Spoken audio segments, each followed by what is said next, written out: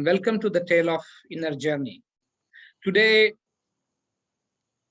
I want to say today is one of my luckiest day because I have a person today whom I am going to introduce, Dharm Jyoti. I had seen her in the time when I used to go to ashrams. I had read her book, 100 Tales for 10,000 Buddhas, and I had seen her videos on YouTube, and I was always wanting to talk to her and probably meet her in person if it ever happens. I would definitely love to. So I was constantly, in a way, I asked her a few times, and she agreed, and that was very graceful of her, and I am so pleased that she had accepted my invitation, and she agreed to give me this interview, and I'm so honored and touched. So without talking too much from my side, I would like to welcome Dharm Jyoti. Welcome to our channel, Ma. Thank you. To start with, can you tell us a few things about your early childhood, where you grow up, earlier influences on your life, and a few things about that part? Okay. Volume is okay? You can hear me? Yes, Okay. yeah, I can. Well, I was born in Karachi when it was part of India. Yes. And when partition happened, we immigrated to India and settled in Bombay. My childhood was in Bombay. And as I remember from the very childhood, when I came to realize I'm a girl, I was shocked how I became a girl. Now, how I will go to mountains alone. Oh my God, okay. And this little girl has all these ideas, from where she got all these ideas that it felt like nobody belongs to me in this family. How I have ended up in this family. So these questions were inside. And the next thing which I remember that she decided, I know I don't want to marry, I don't want to have children, but as I'm a girl, my father may force me to marry. So what to do now? So I decide, okay, I will study and I should be financially independent. And if my father forces me, I will run away from home. That was a clear decision for me. Wow, so I did graduation from Bombay University. And really, I didn't have much interest in studies, education, but to have a good job, I got this degree. And then I really found a good job in Bombay. So I started working. And I was reading a lot of books on religion, philosophy. My subject was psychology and philosophy. So there was much interest about something which I didn't know actually what I'm searching for. So reading all these books of enlightened masters, one thing came in my mind that I need some master also who can guide me on this path. And I was going to listen many gurus who come to Bombay. But nobody could really satisfy my thirst inside. I was feeling they all have this intellectual knowledge, which I have also. They have read the books and they are speaking. Yes. So this thirst was there, and as it is said that when disciple gets ready, master appears. So suddenly, Osho appeared in my life. It was 1968, 16 January. And I saw a banner on the road saying discourse of Acharya Rajneesh. He was known as Acharya Rajneesh at that time. Yeah. So I decided, I want to go and listen to him. This name attracted attracted me. So one of my friend came with me and we went to listen him. Straight away, I went to listen Osho, not knowing anything about him. And this was very big auditorium.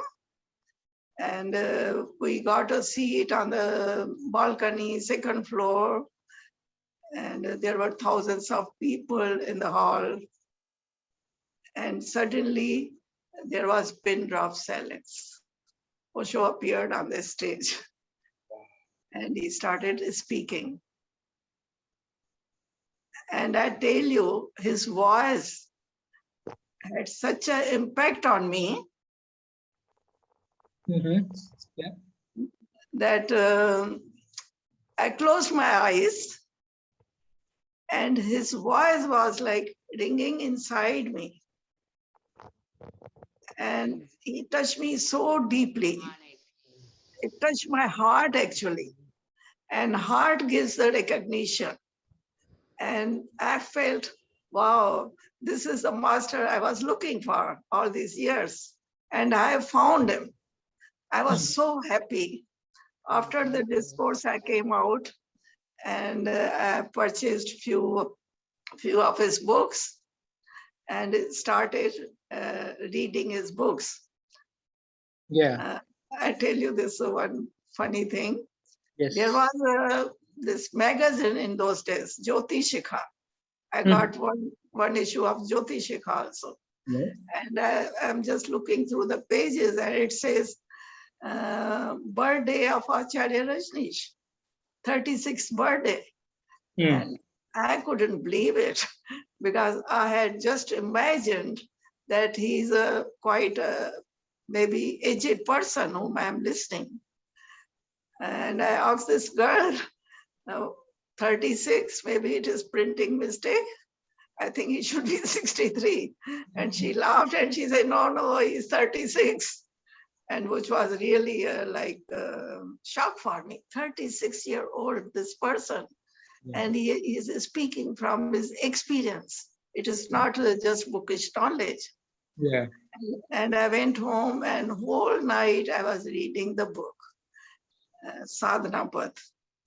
And I felt I have found a very precious treasure. His each word, his each sentence, was his each paragraph, his expression was perfect. You can't add anything, you can't subtract anything. I was like in a experience. And then this thing came that I want to meet him. So I called this number, Jivan Jagriti Kendra, and they told me that he's leading a meditation camp. You come to the camp and he will meet you also there. So next thing was, I went to attend his meditation camp. You want me to continue this? No, I want to go back to Karachi a little bit. Yeah. Just, I don't know if you want to talk about that or if you don't want to, it's okay. When the partition happened,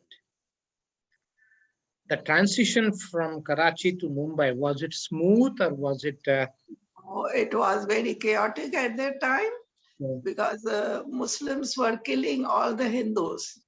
And everybody was like saving their life.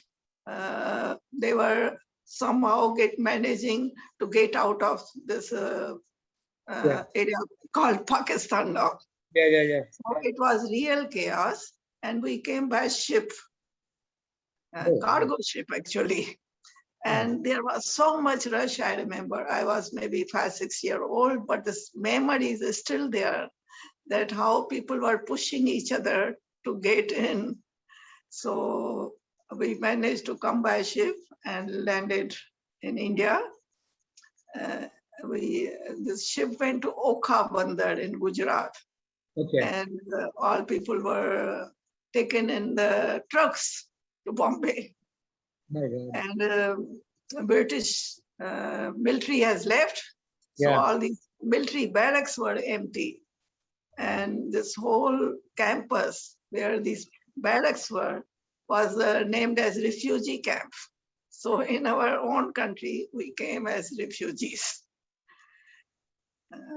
Government was helping a lot, yes, because people came empty-handed. yes, Hardly people had anything.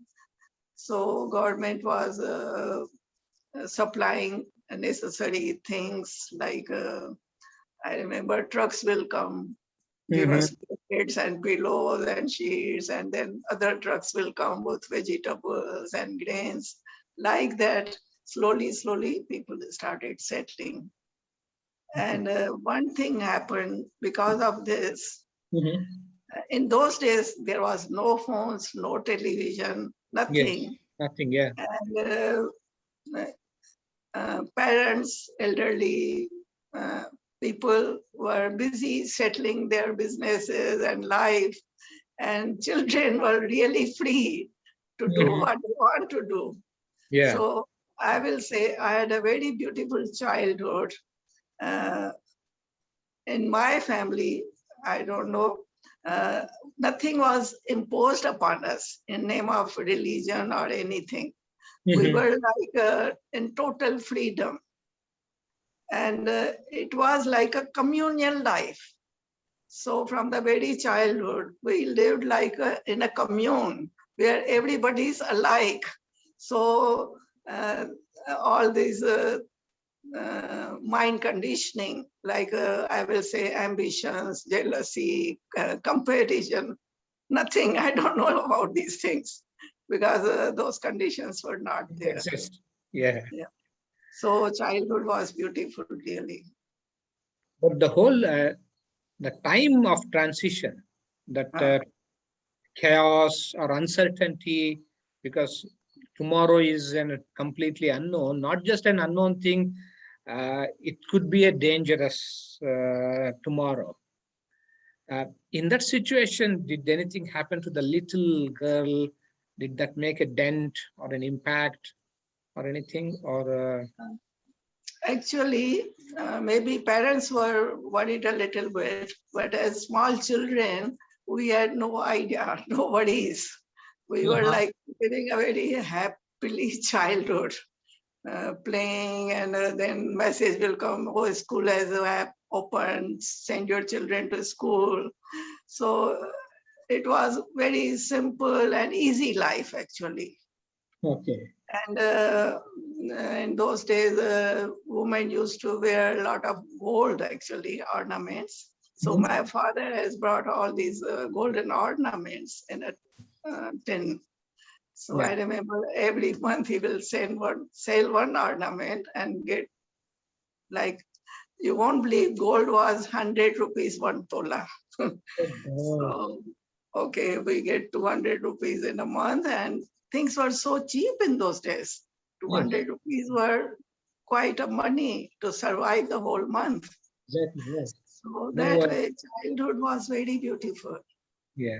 And my whole life, like, I will say, I was quite a brilliant child. So I was jumping in classes. In 1 year, I will jump for 2 classes. I was 14, already was out of the school and joined the college also, got the scholarship. And that way, I feel my life, I don't have any, I would say, obstacles where you feel like you are controlled or you are hindered in some way. I lived in total freedom, the way I wanted to live. My father was the type that he never controlled the children, actually. He gave total freedom to children. So life was really beautiful from early childhood. Wonderful, wonderful. Back in Bombay, when you were young, working, uh, what was that which made you go towards psychology and philosophy? Because not many girls would go in that direction in those days. That's what I assume. I don't know exactly. In those days, I tell you, there were not many options in college. Either you go for arts or commerce or science. And I felt science and commerce is not, I'm not interested in that. Too much intellectual thing. Yeah, yeah. And I just wanted a degree to have a good job. Okay. So I felt this psychology, philosophy, and I had some inclination also for that. So I took that subject Okay. and went for it. Yeah. So that inclination brought you to psychology, philosophy, and then hunger for reading books. Yeah, yeah. Somewhere it was kind of preparing you from inside. Yeah. Before you met Acharya Rajneesh, had you tried any other meditations or anything, or this was the first encounter? Well, I was much impressed by reading Ramakrishna, Vivekananda, Yes. and Raman Maharishi. I was reading Raman Maharishi, was my choice. And I came to know about his meditation, ask yourself, who am I? Yeah. I was doing that meditation at that time, Okay. reading from his book. Yes. And other thing which I learned from reading this, that you have to experience. All this bookish knowledge, borrowed knowledge don't give you the experience. You have to drop all this knowledge and clean your heart and go in. That little bit I learned. Okay. So in those experiencing of these meditations, uh, did you feel any special sensations, feelings, or No, not really. I didn't get any experiences. I was just doing on my own, like playing with a technique, yeah, but yeah. no experience at all. Okay. But I was looking that maybe I find some path to move on. Someone can guide me. So first camp happened.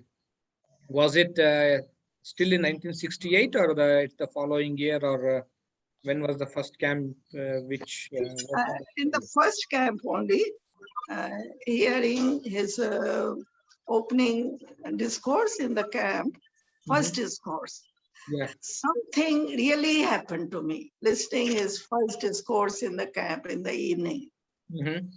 I can't express in words what was happening. It was like inside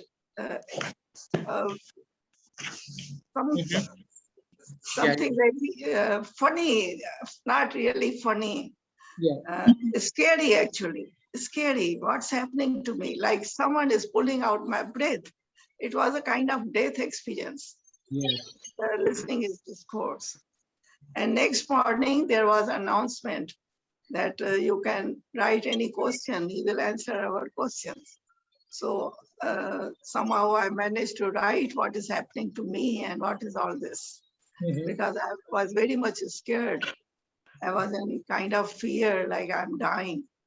And in those days, he used to live on a small makeshift podium. And his secretary gave him so many papers. Many people have written the questions. And he was reading there only, sitting there, he was reading and sorting out the questions. Some keeping on this side, some. So I was sitting little far away, being scared also. Yeah, yeah. He will think, who is this foolish girl has come, what she's writing.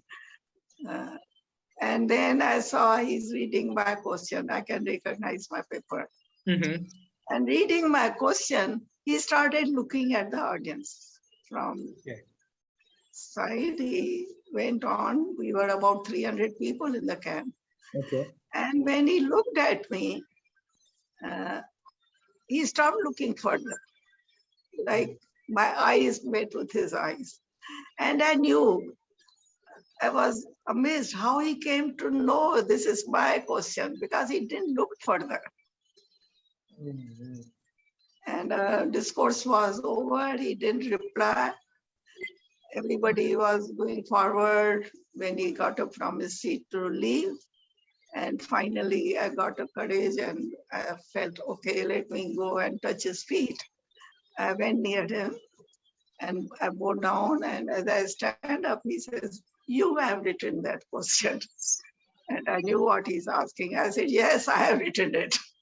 And he said, "Okay, come and meet me in the afternoon." 2 o'clock was his personal meeting time.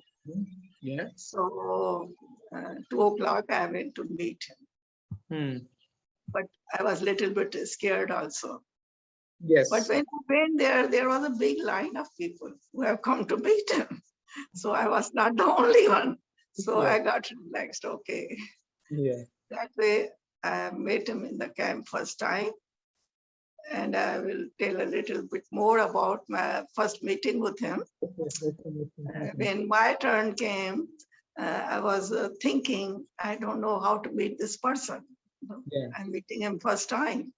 So a woman is standing before me, went into his room, and I peeped through the window, and I saw he's sitting on a sofa, and woman sat on the floor on this carpet. And she bows down, and I said, "Okay, this is the way to meet him." Okay. When she came out, I went in. Osho just stretched his arms. Hmm. "Come," he said, like, "come."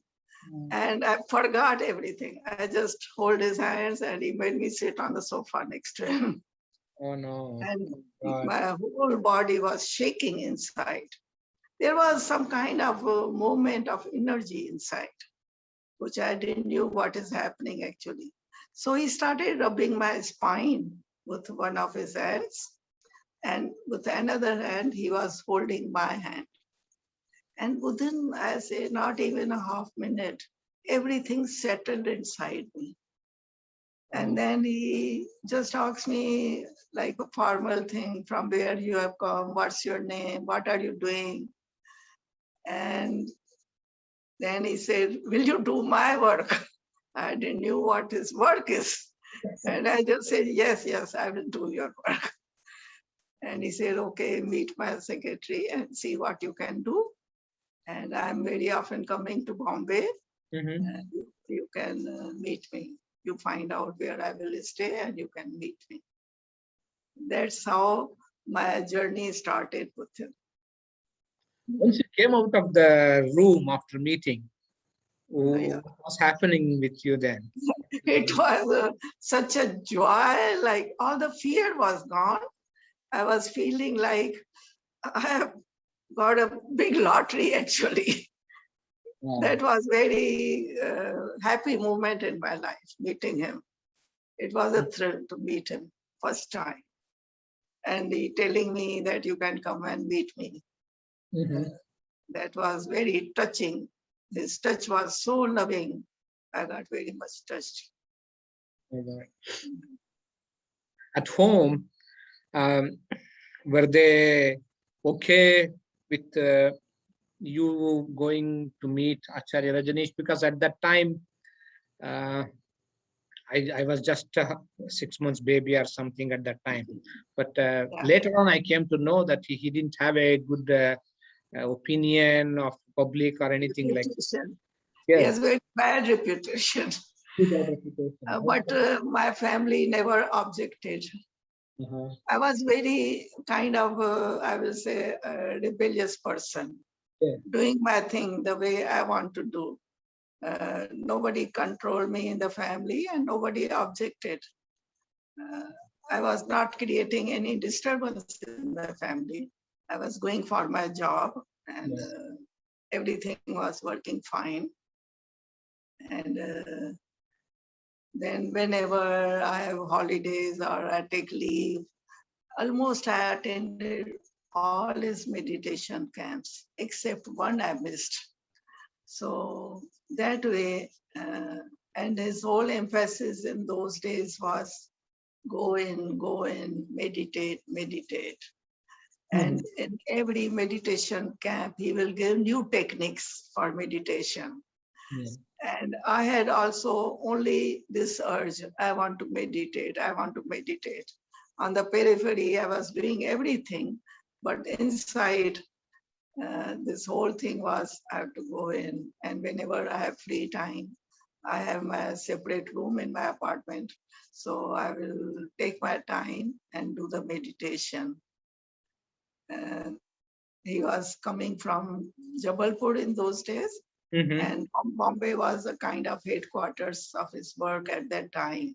Yeah. So whenever he was coming to Bombay, I used to meet him. And then I will say I was so fortunate that he allowed me to travel with him also. He was traveling a lot in those days, and I will not miss any opportunity to be with him. It was a kind of like a deep attraction, you can say. Just want to be near him. Yes. Not knowing why, but just want to be near him. His presence was pulling me. And he allowed it all the time. He allowed it. Those were very, very wonderful days I had. Oh my God! Yes, Which I even described listening, in my book.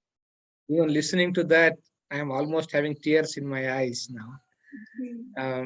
When he asked you, "Will you do my work?" and I assume you met his secretary, and what kind of work you started? What did you do? I went to the office, Jivan Jagriti Kendra office. In those days, they were printing this magazine, Jivan Jyoti Shikha, and it was being mailed to all the subscribers. So initially, I was helping in mailing this magazine.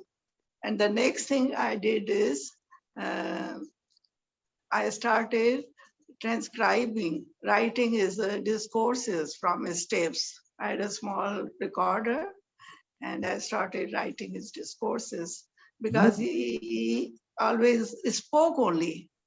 All these books are spoken by him. So it was a joy for me. After office, I come home and I refresh myself, have my dinner.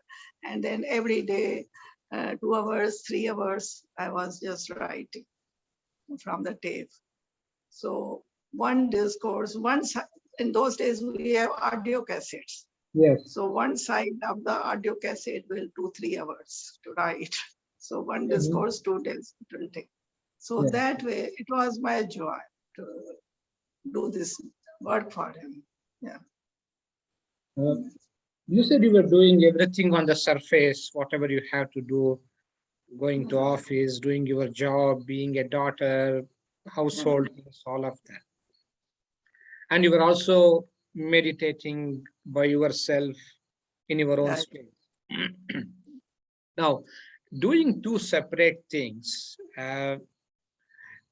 when you were doing your ordinary chores, did you feel like, why I am doing this, I don't want to do it, or was it mechanical, or was it also joyful? No, actually, it was emphasis. Whatever you are doing, do it with awareness. Make it a meditation, whatever you are doing. And he was totally against renouncing anything. So after meditation, I'll say my concentration became more powerful. I could do the same work in 2 hours, which will take 3-4 hours. So work was not like a burden for me. It was a joy. When I come out of the office, I was totally fresh because I was totally in that work, what I was doing. I was working in accounts department where your concentration is needed. Yes. So that way, I enjoyed working. And I knew I need money. I need my salary. If I want to travel with them, money is needed. Yes. So it was a joy to work, not a burden actually. And I don't felt like I'm divided, I'm working and I'm meditating. It was not like that. It was like life was a whole process, doing different things. So that way it was beautiful. And in the office also, everybody was very much satisfied with my work.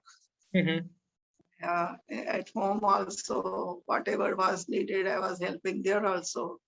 So that way, life was very peaceful and smooth. No problems. So if you look, if you can put a line before and after, if you look at your life after meeting Osho and before, what actually changed, or was there any change? Main change was, as I told you, I was reading a lot of books. Huh?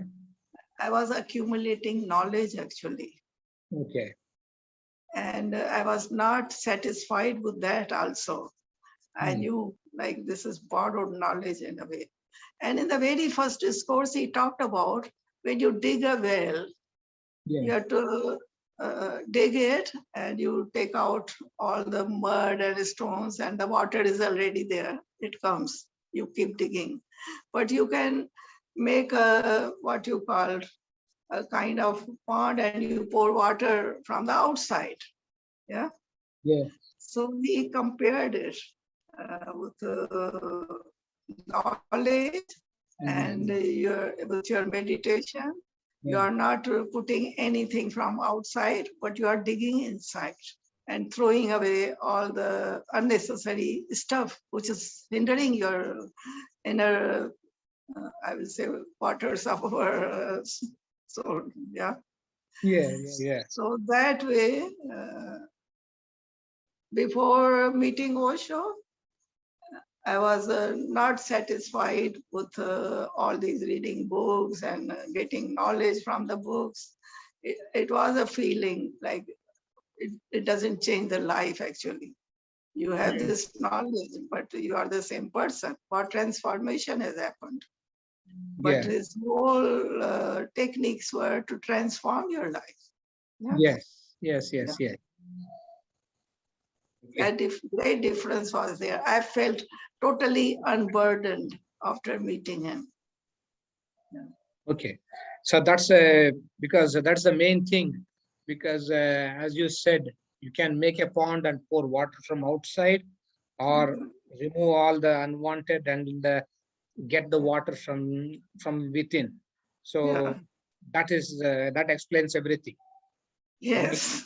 Uh, a clear way of saying before it was a pond and then it's a well. So if there is a choice of where you want to be, Yeah. I don't think any sane person would go to the pond. Definitely. Yes. Well, that's really kind of it. It really helped me to understand uh, because this I have heard in many different examples. Sculpture removes the stone and what the murti is already in there. But the way you said it in this context, something clicked inside me. It really touched in a probably a bright note, and it made an impact. Uh, yes, it will have its ripples later on when I Yes. Yes. finish the interview probably. And there is this urge for knowledge Yes. and a longing for experience. Yeah. Now, if somebody is only seeking knowledge and not satisfied, how can they convert that to a longing for an experience? Is there any way to do it, or you have to just wait and go with that? I will say if one is not satisfied with the knowledge and this thirst arises inside that what I'm reading or whatever is said in the books, I want to experience it. And when you really become a seeker, I will say, Yeah. you are seeking for the truth. And when you are ready, your thirst is total. I will say guidance will be there in some way. Master will appear for you. Existence is not indifferent to us. It Yes. helps in many ways. Yes. Yes. Yes. So those who are seeking, they really find it. Or I will say master finds them. Oh, oh, because if I look at from my side, I don't know if I can recognize somebody as a master. Mhm. I don't know if I can recognize, but master can recognize maybe I'm ready for it or not, in that sense. He So, can see the potential of everyone. yeah, He can see deep what yes, potential. Potentially, we all are Buddhas. We all have this treasure inside, which is covered with a lot of layers and layers of conditioning. And Osho's whole process is, I will say, dehypnotize us. We yeah. are hypnotized, Mhm. and he dehypnotized, deconditioned us. That's why the emphasis in dynamic meditation on catharsis. Mm. Clean yourself, become empty, Yeah. become empty. Yeah, When did you started traveling with him? yeah. Huh? When did you When? start traveling with him? Um, exact date I don't Can give remember, me a date, I could but actually. very soon after meeting him, maybe Okay. after maybe 6 months, 8 months, I came to know. First, I was going into his meditation camps actually, Yes. and coming back again to my home and doing my job. And whenever he's in Bombay, used to go and meet him. Mm. So at some point, I felt and I asked him, "Can I come with you?" He was going alone somewhere. And he said, "Yes, you can come." So Mm. that way, whenever I felt I have the opportunity, I can go and he will allow, Yeah. then I will jump into that. I also heard you were cooking for him.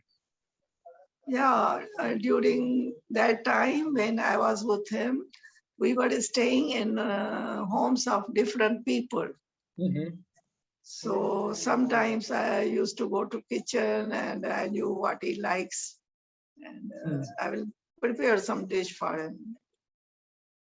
And mainly it was like taking care of his little things, Uh, like his bathroom is clean, he has to go for a shower.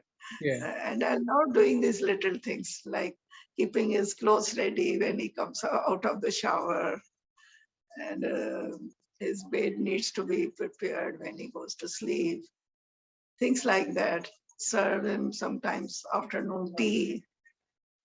He used to eat early lunch. Okay.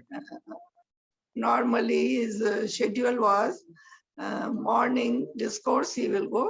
So he will drink only a glass of juice, some kind of juice, whatever, Mhm. orange or apple, one glass of juice, and then go for discourse. And coming back by 11:30, he was having lunch. Okay. His lunch was ready for 11:30. And after lunch, 12 to 2, 2 hours was his Helsin nap time. He Yeah. wants to rest. And 2 o'clock again, meetings starts. People want to meet him personally. So whosoever is with him, like I was with him, so people will come. So we have to send one by one the person to go and meet him and make sure that he's not disturbed by anybody. We will explain to people to take care. Uh, That was little job around him, not much actually. I have mentioned in my book in one of those travels. One time in the afternoon, he asked me, "Will you mm. become my secretary?" Yeah. And I didn't really thought. It came very spontaneous. I Mm. said, "I need secretary myself. I can't take care of my things actually. I'm a lazy type. How can I be your secretary?" Mhm. And then he really gave me such a, I would say, insight about it. He said, "I don't see you lazy. Why you call yourself lazy? You are doing what is needed. Maybe you are comparing yourself with others. There are some people, very active people or colleagues." He said, "Don't compare with anybody. Everybody is unique. So just accept yourself as you are and relax with it. Don't judge yourself and fight inside that something is wrong with you.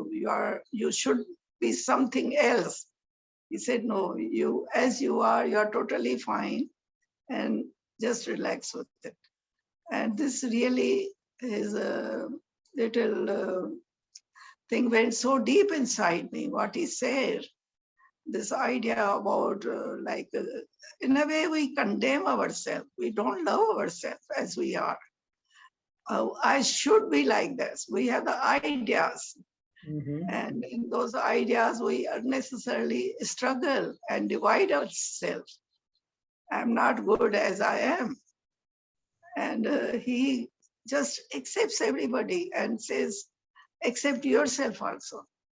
And I found when I relaxed and dropped this idea about I'm lazy, this energy which was fighting, struggling inside, like I was dividing myself into, and there was a conflict inside.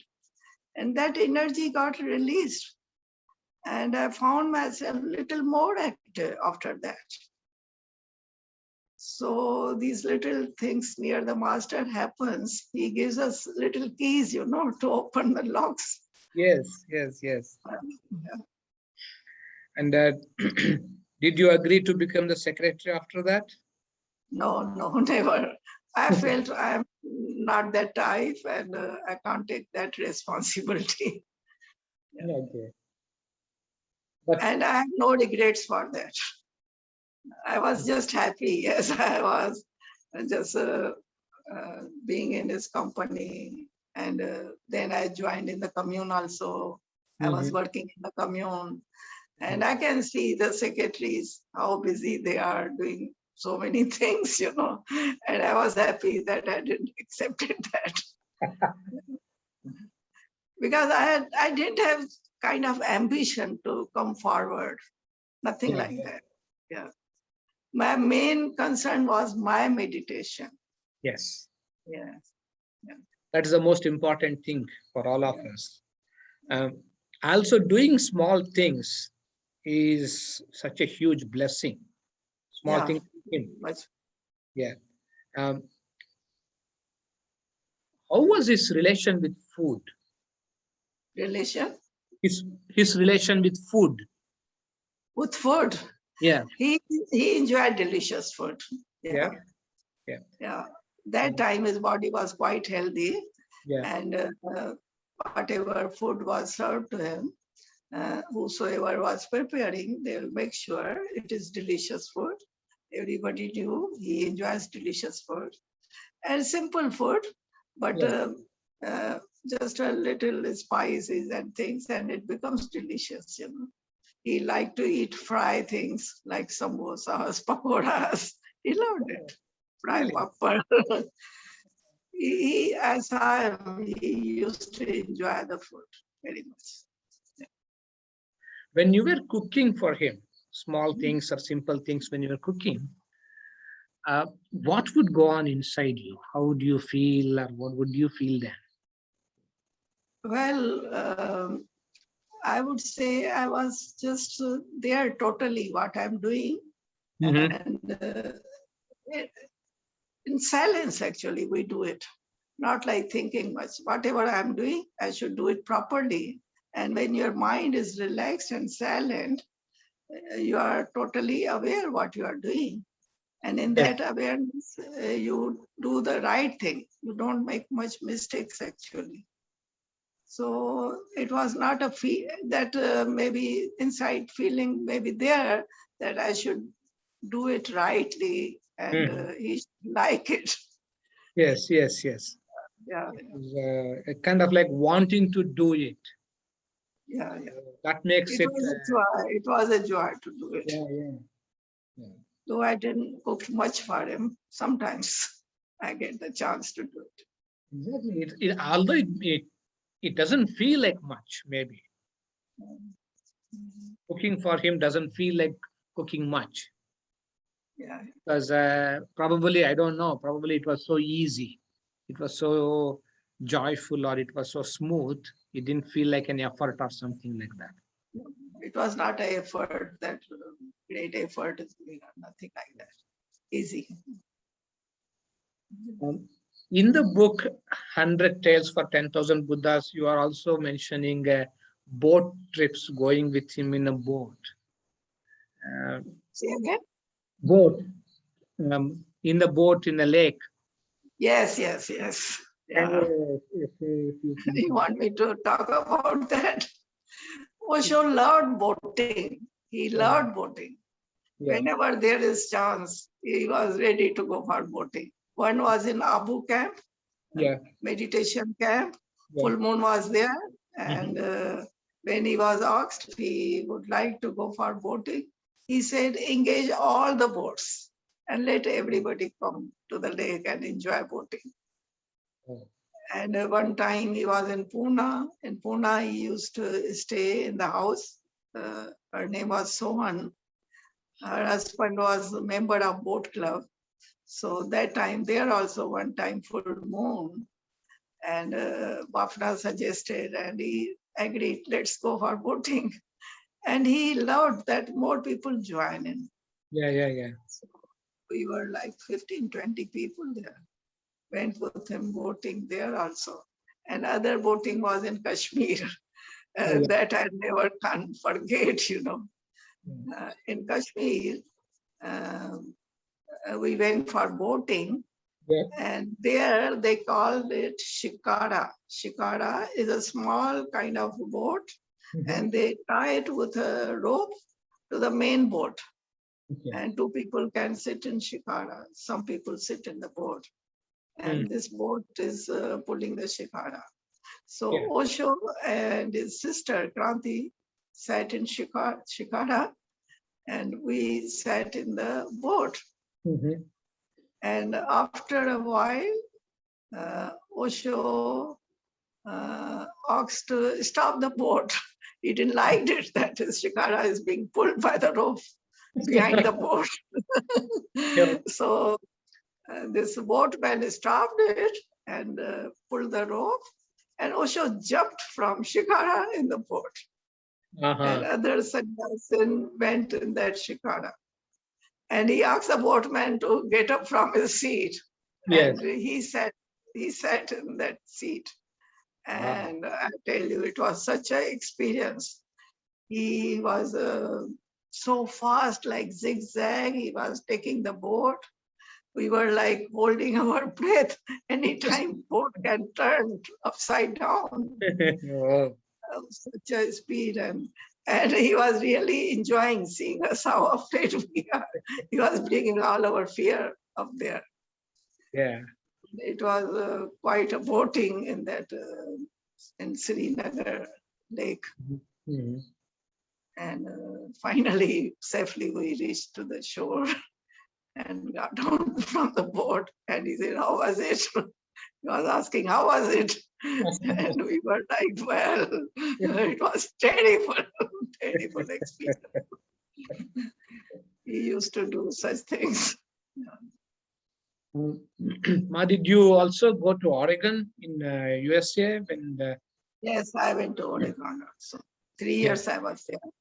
Yeah. okay. How was it different from Pune 1 to Rajneeshpuram?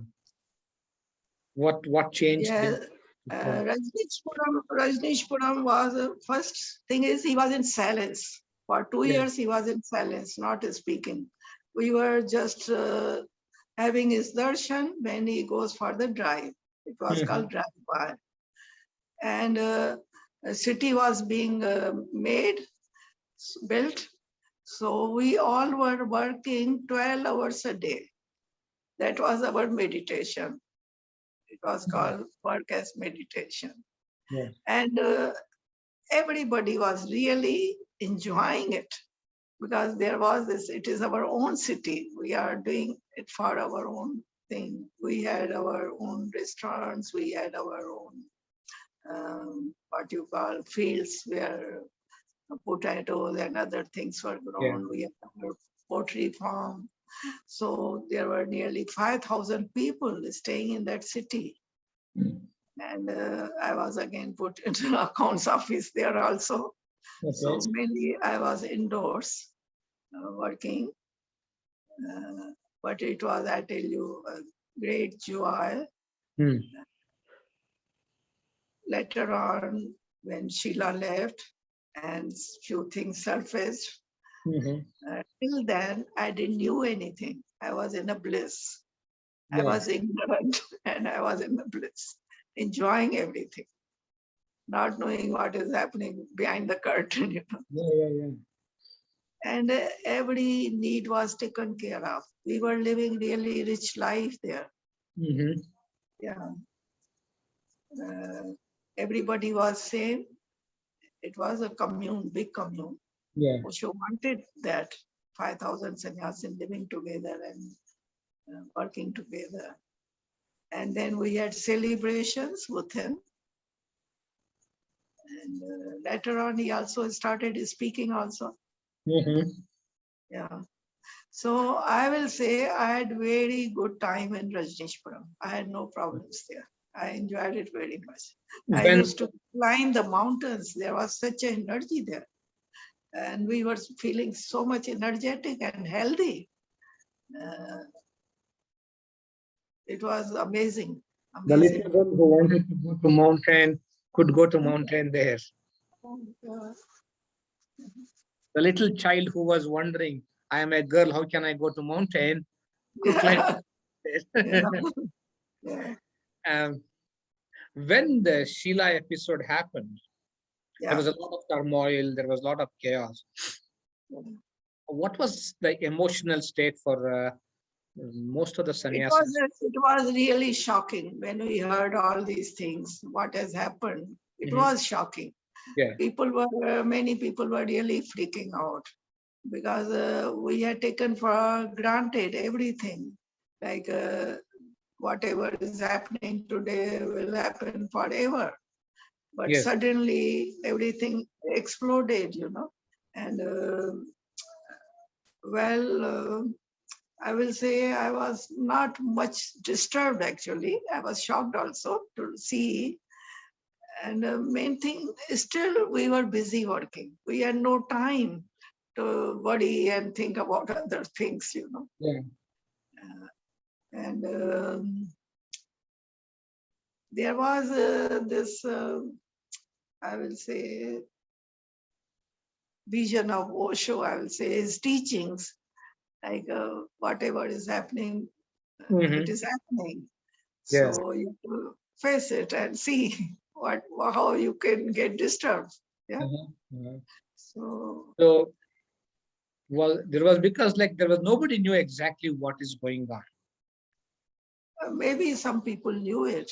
Some people knew it. Uh, I have no idea. you didn't know what was happening, probably. I don't know. Till Uh, till Osho spoke out. yes, until he spoke. Before that, I didn't do anything. I didn't do anything. Uh, And I was happy to come back to India when Osho came back. yes, Of yes. course, it was very painful when he was arrested in America. We were watching on television there Mhm. that how he's treated in jails Yes. and how he's dragged from one jail to another jail. It was very painful. I remember like watching this, all these tears won't stop. He has such a fragile body and he was treated very badly there, Yeah. very bad. So that pain was there. And then when he got deported and came back to India, it was such a relief, such a relief. Like some burden is now gone from the heart. Now Yes. he's back in his own country. Yeah. I came 1 month after he came to India Okay. and went to meet him in Manali again. So he was also very happy to be back here. Yeah. Yes. Yes. Even even during that time, also it's a bit of challenge to keep the tranquility Yeah. because that's the time the most precious thing has been uh, disturbed, hurt, Yeah. attacked in a way. So. Life, everything is learning actually. Mhm. We learn from every situation, yeah? And Yeah. keep growing, keep growing. And And again, he went for world tour, again came back to India and deported from every country. We were looking at the newspapers every day from where he's deported. Yeah, yeah, And with this just feeling when he's coming back to India. And suddenly he comes back to India and then staying few months in Bombay. He come back to Pune again, 3 years in Pune. So master knew he has limited time. Then 3 years in Pune, he was like, I'll say, giving finishing touches to his painting. He was speaking 2 times a day. Yeah.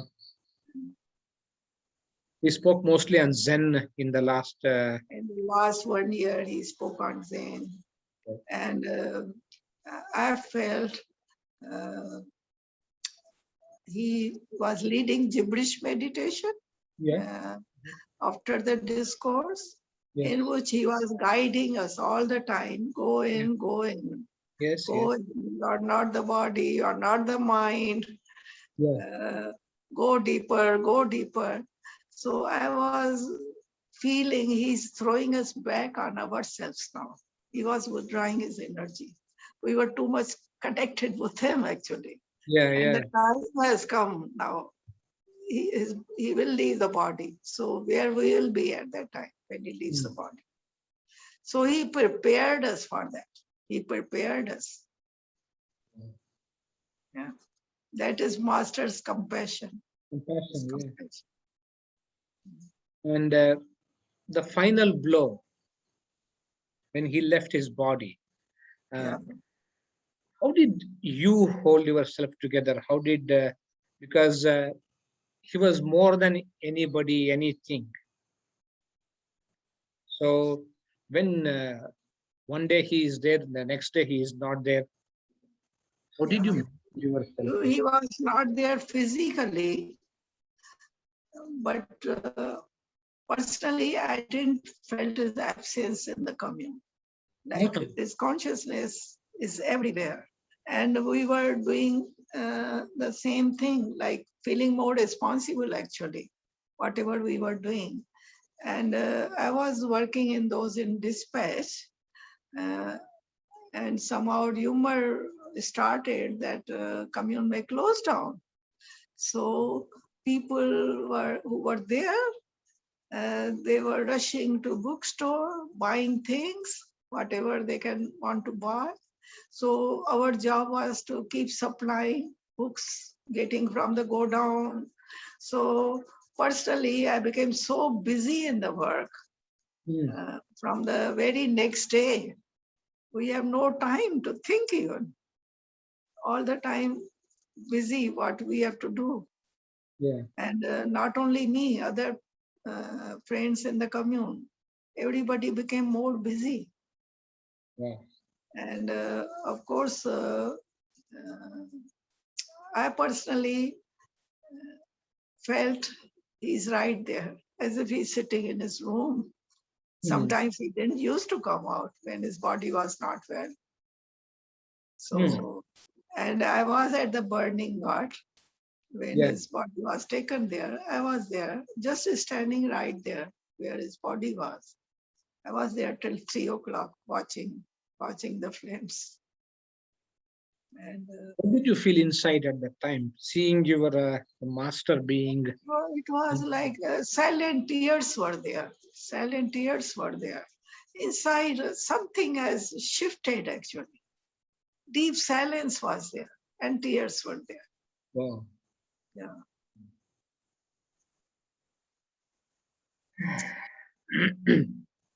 And after that, you started like, when did you actually started leading groups or camps or retreats or things like that? Well, after till 95, I was doing different jobs in the commune. And in 95, commune management asked me if I can start leading meditation camps in India, which I was always refusing. But at one point, something happened and I was really forced that I have to go and lead this camp. And I went. First time I went out of the commune after many years. traveled and went to different city. And this realization came that Osho is not confined to this commune. He's everywhere. Because I went to lead the meditation camp. I have never spoken having mic in my hand.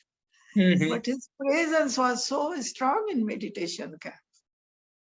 And his fragrance was there. And this camp went very well, very well.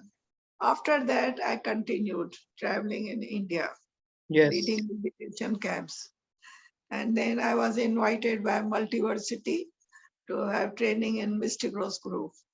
I took training there in Mystic Rose. Until 2000, I was in the commune. After 95, changes started in the commune. Like his photos were removed. Kind of many changes. Groups were being held in Samadhi. I know. Many things which was not really, I'm not feeling comfortable with all these changes, you know. And I used to speak also, go to the office and I will talk about it, whatever I don't feel good. And then I realized like there's nobody to hear because I have no power, I have no authority. People who are in power and authority, they are deciding everything.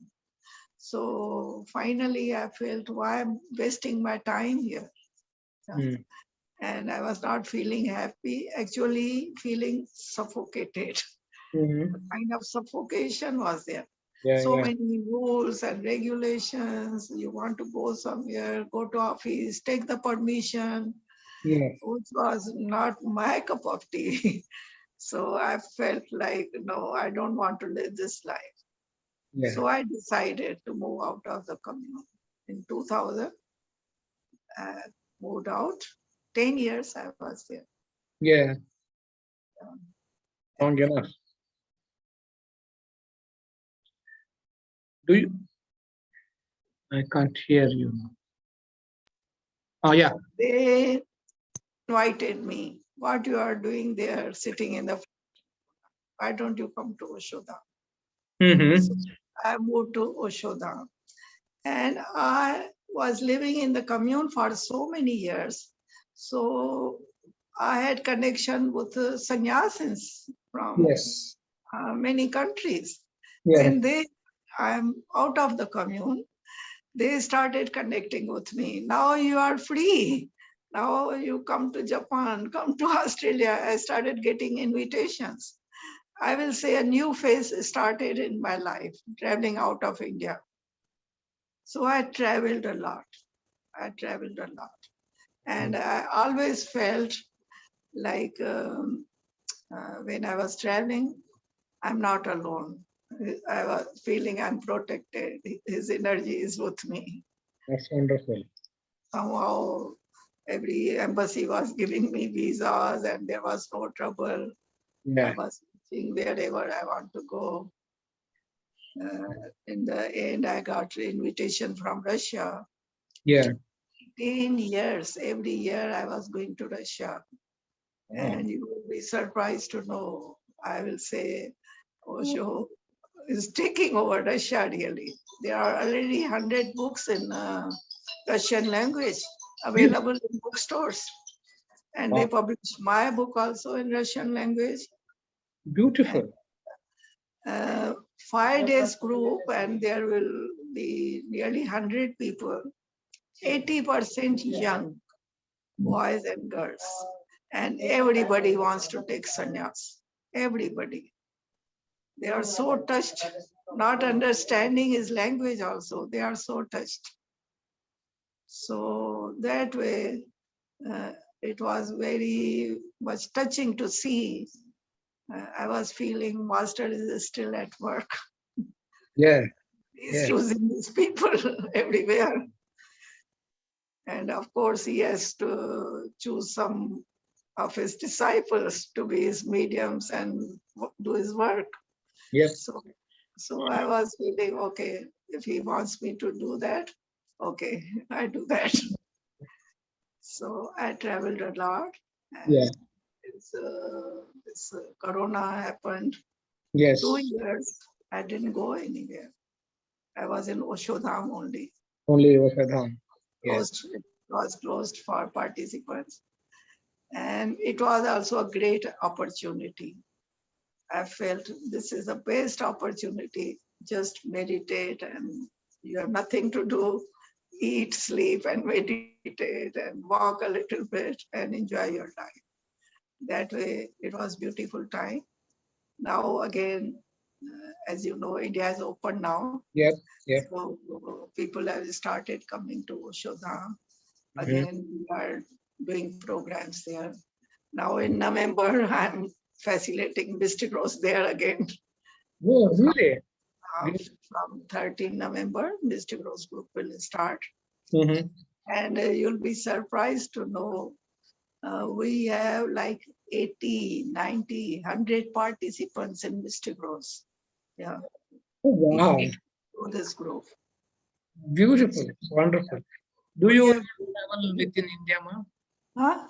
Do you ever travel within India now? I traveled a lot in India, but now I feel like, okay, now it's time to stop. Now it's time to stop. I will travel a little bit.